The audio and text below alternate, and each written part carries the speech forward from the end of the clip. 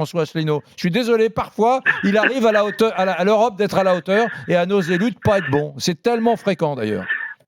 Alors ça, c'est votre point de vue. Je rappelle aux auditeurs que les fameux fonds dont vous parlez, ce sont des fonds qui sont payés par les Français à l'origine et qu'il s'agit de récupérer une partie des fonds que nous versons à l'Union européenne. Mais Donc, on est d'accord, oui, bien sûr, bien sûr.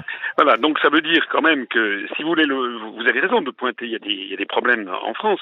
Mais pourquoi ça? C'est parce que les Français, tout simplement, ne comprennent rien aux questions européennes. On l'a d'ailleurs vu lors des dernières élections européennes, c'est que les Français croient toujours dans le fait que ce serait la France qui dirigerait ça, et puis finalement ça n'aurait aucune importance, et puis finalement tout ça est très très compliqué, on n'y porte pas attention.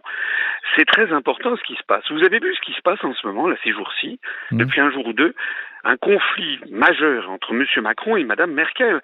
Et pourquoi? Pour savoir qui va être le prochain président de la Commission européenne. Ça veut bien dire que c'est des gens qui ont une très grande importance sur notre vie quotidienne, que M. Macron l'a compris, comme Mme Merkel, et qu'il s'agit d'une partie de bras de fer pour savoir est-ce qu'on va avoir encore un Allemand, parce que les Allemands essayent d'avoir tous les postes. Ils ont déjà la Banque Centrale Européenne à Francfort, ils ont déjà le secrétaire général de la Commission Européenne, qui est un homme tout à fait dans l'ombre, mais qui a un pouvoir considérable, qui s'appelle M. Martin Selmayr. Maintenant, il voudrait avoir Manfred Weber, qui est le chef du PPE et qui est également allemand. François Alors, M. Asselineau. Macron essaie d'avoir quelqu'un d'autre.